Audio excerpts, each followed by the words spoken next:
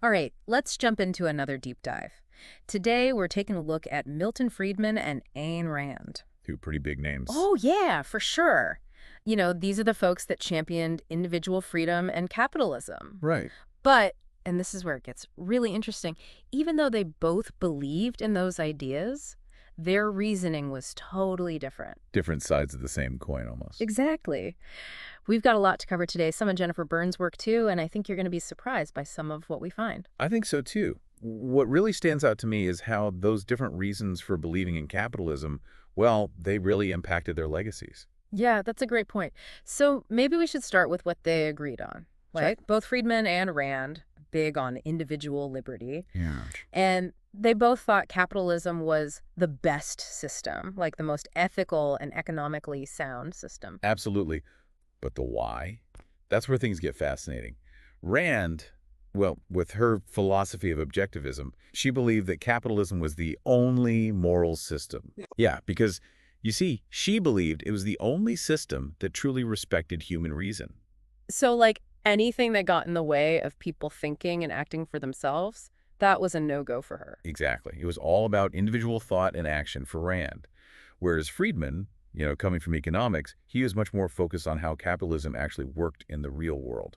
Right. So for Rand, it was this super strong philosophical thing, but for Friedman, it was about the actual impact. Like, could you see it working? Exactly. He saw capitalism as a way to promote freedom, not just in the economy, but in society, too. Okay, so that makes sense. Think about his work on school vouchers. Oh, right.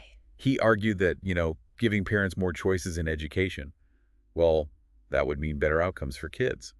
It's a classic example of Friedman seeing markets as this way to increase freedom and opportunity, too. Yeah, that's a great example. It makes you wonder maybe Rand's approach, like this more absolute philosophical thing. Maybe that's why her ideas haven't been as adopted, like in policy, compared to Friedman. I mean, his arguments, they were rooted in data, and you could see the practical outcomes. That's a great point.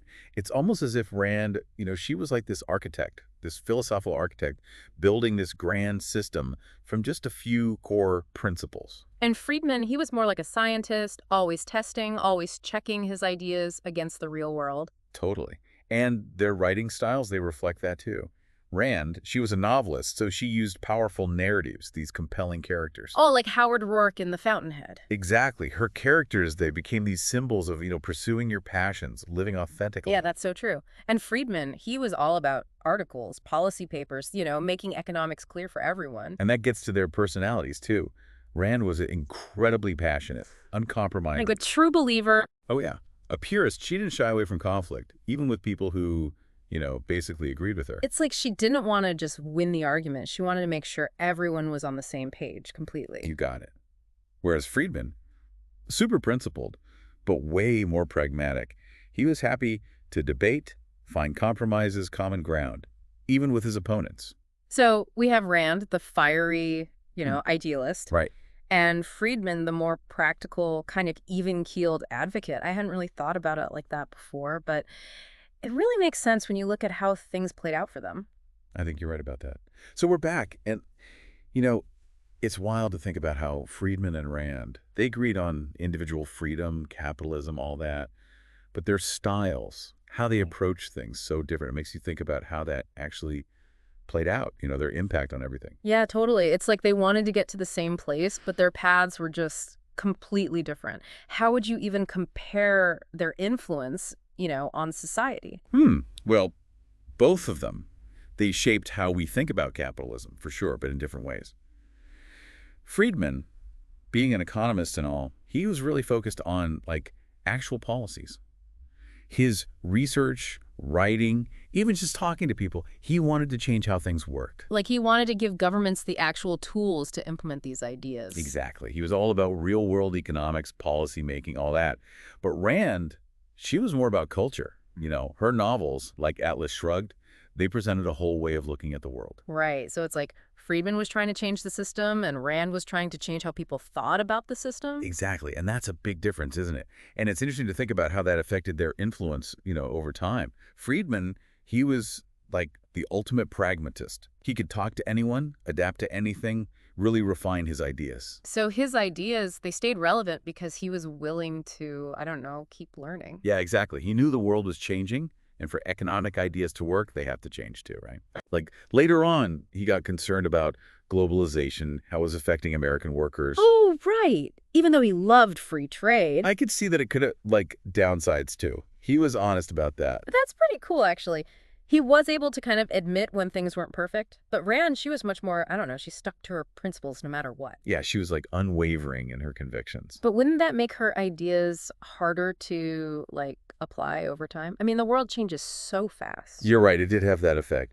Her ideas, they tended to be more popular during specific times when people were really looking for like individual empowerment. Right. So it was about the cultural moment. Yeah, exactly. Yeah. Friedman's influence, it was more consistent, like a steady, stream of ideas. Rand's was more like waves, big bursts during a certain time. That's a great way to put it. Okay, so let's talk about their legacies, like specifically. Friedman, he won a Nobel Prize, right? What's his impact been on economics, on the world? Oh, huge. Yeah. His work on monetarism, it changed how central banks do, well, everything. And his ideas about free markets, limiting government, they had a huge impact on policies all over the world, especially like in the late 1900s.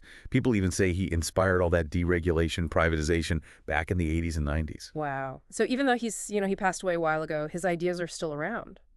Absolutely. Now, Rand, her legacy, it's a bit trickier. Her impact on policy, maybe not as direct as Friedman's, but culturally, huge.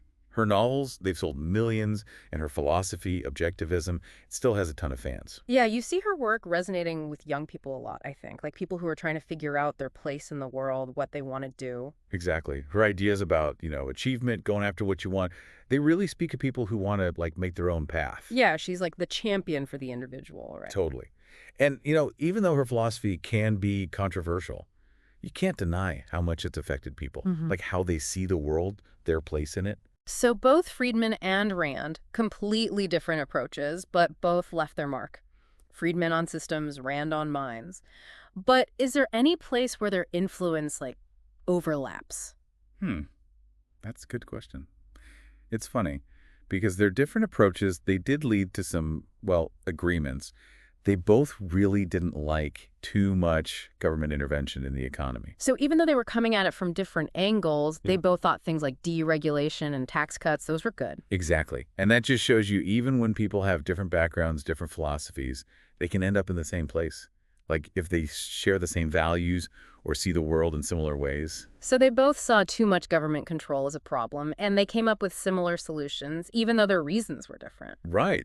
It's like, it's good to be open-minded. You might find connections in the most surprising places. Yeah, you never know. That's what makes these deep dives so fun. It's not just about one person. It's about the whole web of ideas out there. Exactly. Okay, so we've covered a lot. Before we go, what's your final thought? The big takeaway about Friedman and Rand.